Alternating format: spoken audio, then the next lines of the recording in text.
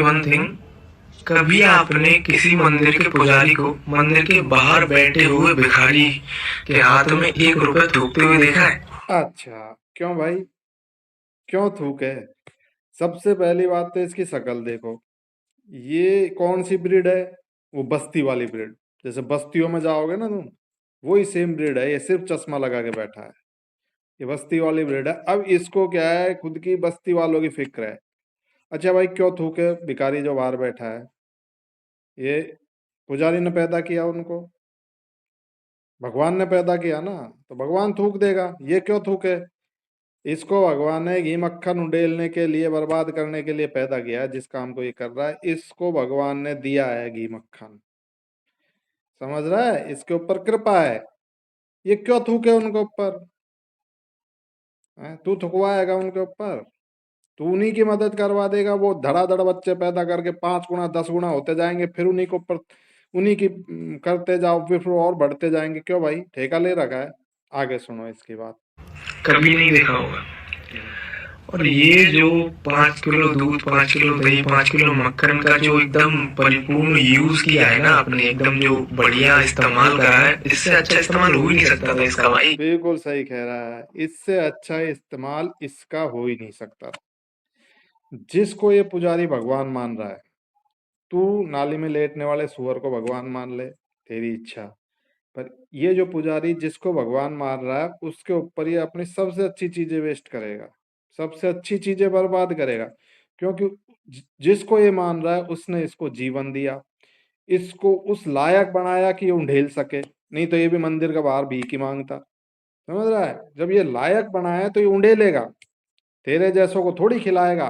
तेरे जैसे भी इस दूध घी को और इसको खाएंगे। जब ये नाली में जाएगा तो वहां छोटे छोटे कीड़े होते हैं, वो खाएंगे इसको। अभी आगे सुनो इसके। जिस गाय को माता मानते हो, उसका शोषण करने के बाद जो ये घी दूध तुम्हें मिलता है। अच्छा, गाय का शोषण करने के बाद फिर गाय को किस तरीके से घी दूध लिया जाए?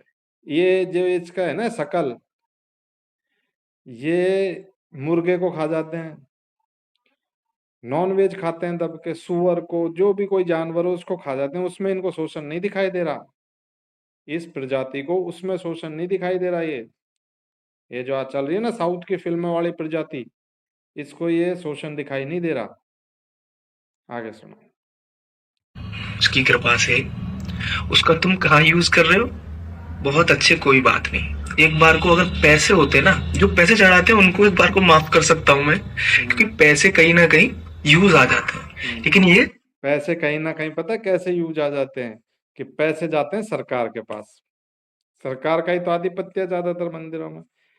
सरकार उन पैसों से ये जो प्रजाति है ना, इसको देती है फ्री का राशन, या इनके खातों में डालती है पैसे।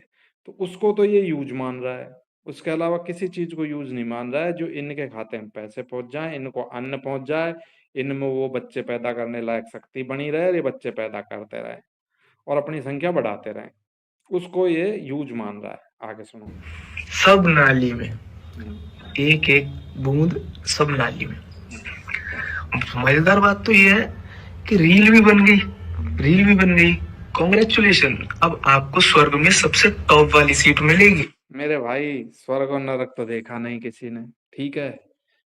ये जो धरती है ना, इस पे टॉप वाली सीट पे वही बैठा है जो इस भगवान के चंदन लगा रहा है, इसके दूध डाल रहा है ना, टॉप वाली सीट पे ही है। धरती है ना, इसी में इसको सब सुविधाएं मिल गई। और जो तू बता रहा है ना मंदिर के सामने मांग रहे हैं, वो इसी धरती पे वो भोग रहे हैं जो तेरे जैसे आदमी भोगेंगे। सुनना है। एकदम तैयार रहना। कैसे लोग हैं यार, मतलब सोचने की शक्ति कहाँ है।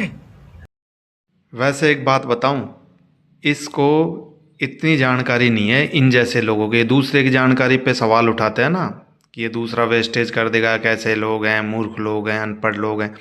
ये इतना मूर्ख है कि इसने ये बस्ती छापने जो रहते हैं ना, बस्ती छाप, इसने जाके कभी किसी मंदिर को देखा ही नहीं।